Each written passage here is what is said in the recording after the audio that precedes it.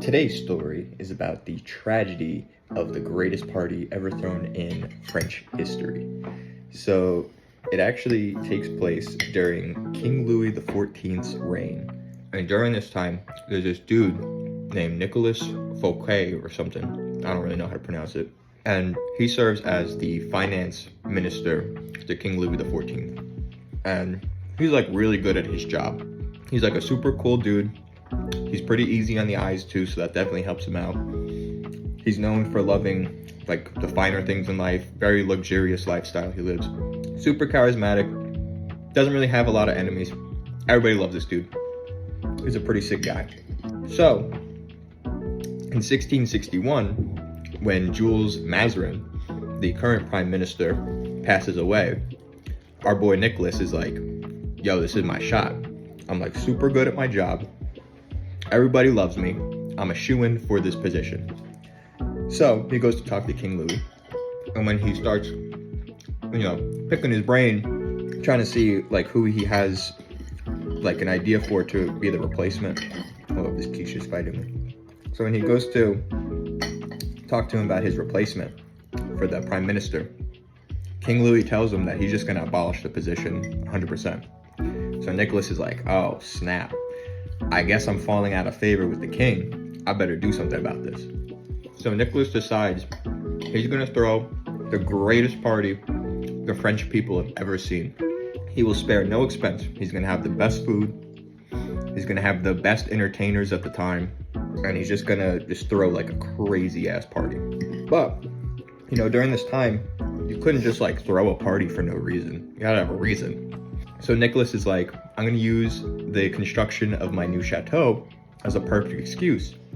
Everyone will think it's for me to celebrate my, new chateau, but really it's to pay tribute to the king and have him be like my guest of honor. And I'm gonna like show him all this like cool, luxurious stuff and make him feel like, the king or whatever. So he sends out all the invitations to all of his guests, and he sends out invitations to like all like the most important nobles in all of Europe, not just France. And like, these are some really powerful people. I don't know how to pronounce any of their names, but like, they're so important, just not to this story. So anyway, he sends out all the invitations. Of course, everyone's gonna go because they love this guy.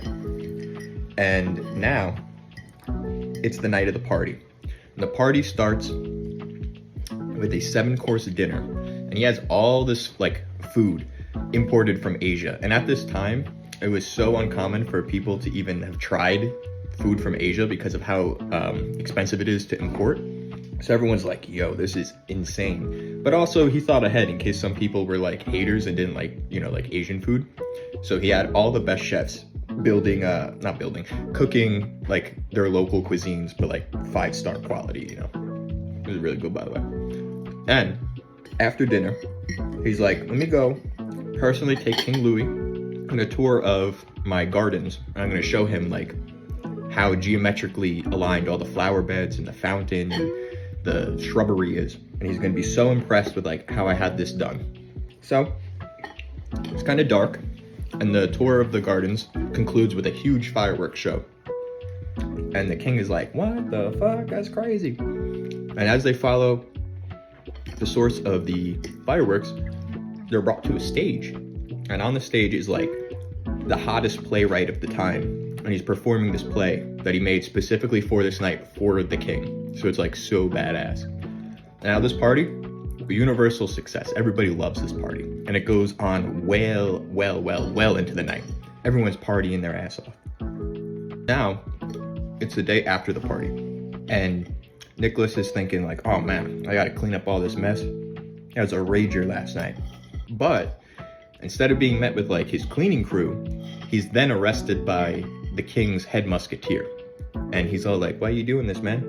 And the dude's like, by order of the king, you're being arrested on grounds of embezzlement. You have been embezzling funds from the kingdom. So Nicholas is like, well, yeah, I have been, but like the king told me to do it. Like this was his order. He told me to embezzle those funds. Dude's like, listen, man, I don't know.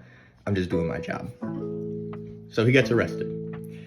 Nicholas doesn't get a trial for 3 months, so he's just like in this purgatory jail, holding cell type deal for 3 months waiting his trial. And at his trial, the king's like, yeah, I'm gonna sentence you to the harshest prison up in the Pyrenees, I think that's how you say it, Pyrenees Mountains. It's the harshest French prison at the time, way up in the mountains, completely isolated. He's like, there, you will have to live in complete isolation from the other prisoners. You'll not see or speak to anybody for the rest of your life. So Nicholas is like, dude, what the hell? You told me to do all that. Doesn't matter. He gets sent off to the mountains. He actually survives for 20 years by himself, like in that prison. I mean, obviously he had people bring him food and stuff, but no contact with anybody. For 20 years he lived before he succumbed to the harsh conditions of the prison. But anyway, the story doesn't end there, because the king needed a replacement for the finance minister now. Because like his, he just had his dude locked up. So now the replacement that he appoints is a man named Jean-Baptiste Colbert.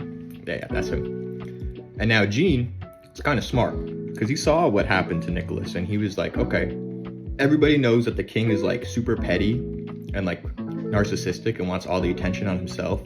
And by Nicholas throwing that crazy ass party, everyone was talking about Nicholas instead of like how cool the king was. So that's what got him arrested. So he's like, I'm gonna avoid that. I'm going to let it be known that I, Jean-Baptiste Colbert, throw the dullest parties. I am like the worst party thrower ever, and I want everyone to know that. And he does just that, and everybody knows that he's like this most boring, like unlikable guy. Like no one's like, not even unlikable, like everyone's just indifferent to him. And then the king eventually is like, hey, you should liberate some extra funds from the treasury, buy yourself something nice. So he's like, okay, this is exactly what he told the last guy to do. And then he locked him up. So I'm going to embezzle the funds like he ordered, because I can't, deny the king. But I'm going to give 100% of all the funds that I take to the king himself. So everything goes right to his pockets. And he does this, and King Louis XIV actually uses that money to buy an even better chateau than Nicholas's, just so that he could get that extra win, even though he already had the dude essentially killed. And that's the story of the greatest party in French history. Hope you enjoyed that, just as I've enjoyed this quiche.